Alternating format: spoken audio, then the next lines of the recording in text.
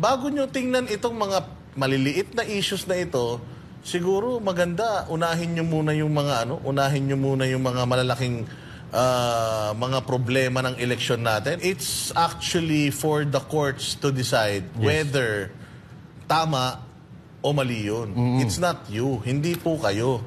Tsaka ang daming problema, Comelec. Ang daming problema ng Pilipinas ngayon pagdating dyan sa mga pangangampanya. May mga pumupunit ng ni pastor, ng bababoy sa mga posters, at mga kung ano-ano pa. May mga nagbibigay ng ayuda.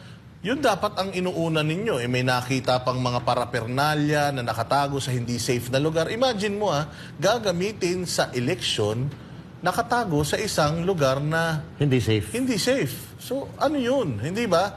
Bago nyo tingnan itong mga maliliit na issues na ito, siguro maganda unahin nyo muna yung mga unahin nyo muna yung mga malalaking mga problema ng eleksyon natin.